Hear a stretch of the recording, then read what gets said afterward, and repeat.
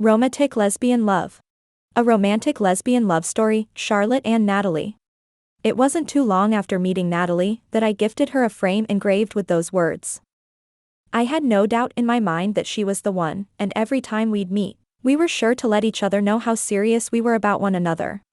You see, it was love at first sight. A term that I accept is probably hard to understand unless you've experienced it yourself. I remember rolling my eyes at the thought.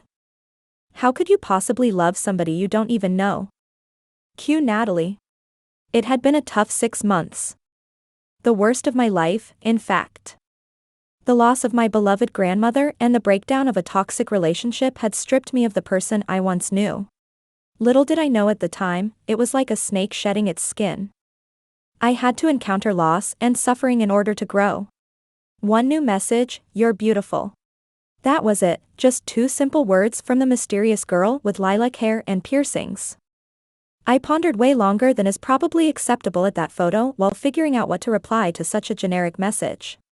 Resisting the urge to respond right away, I clicked through to read her full profile. That's odd, I thought. Our personal write-ups, you know that section where you have to write a bit about yourself, they were almost identical. I can't remember exactly what I replied, but it was probably something embarrassing along the lines of, "That's rich coming from you." God, I thought I was so smooth. I'm pretty sure we saved our first conversations from the dating app somewhere. We'll have to dig them out to give you all a good laugh. Anyway, I digress, but that's how we first found each other. For the first time in what felt like a long time, I was genuinely excited to be speaking to this girl. She was funny, beautiful, and seemed pretty interested in me as well. The conversation flowed so naturally that I hadn't even considered the bombshell that was to follow. "I can't believe you live so far away. Not a fairy tale lesbian love story after all. Where are you from?" I replied. Surely she couldn't live that far away. The Isle of Man. As it turned out, Natalie lived on a tiny island in the middle of the Irish Sea. It would mean taking a flight from London to get there. That's okay, I thought. I barely even know this girl. It will be easy not to get attached.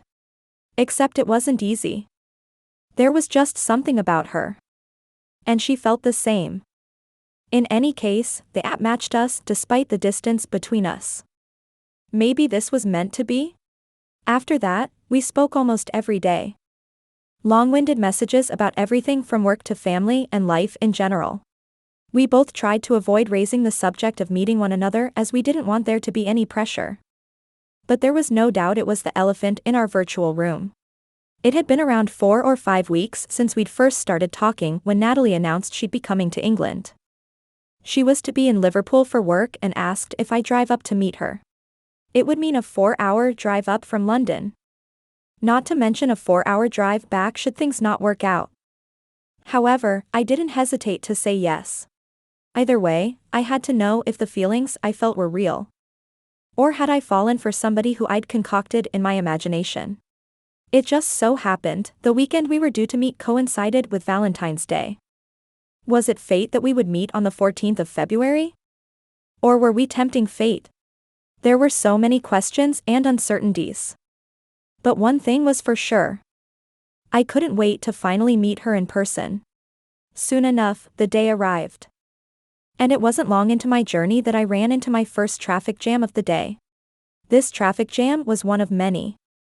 What should have been no longer than a 4-hour journey ended up taking me almost 8 hours. Naturally, Natalie thought she had been stood up. Whereas I was questioning whether the universe was trying to tell me something. When I finally did arrive, our first encounter was, how can I put this, awkward. I got lost and Natalie had to drive out to meet me.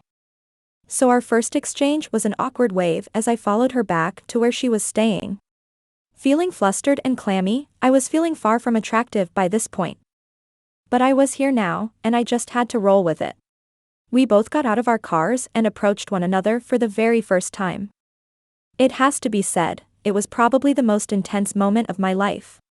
I was nervous and weak at the knees, yet at the same time, I felt calm. It was like something clicked into place. I believe that something inside me knew that I'd found home. It's safe to say there was no reason for me to return to London that night. I ended up staying the entire weekend. And the mysterious girl with lilac hair and piercings was the most enchanting person I'd ever met. We barely slept all weekend. We drank, listened to music, and poured our hearts out about anything and everything. It was perfect.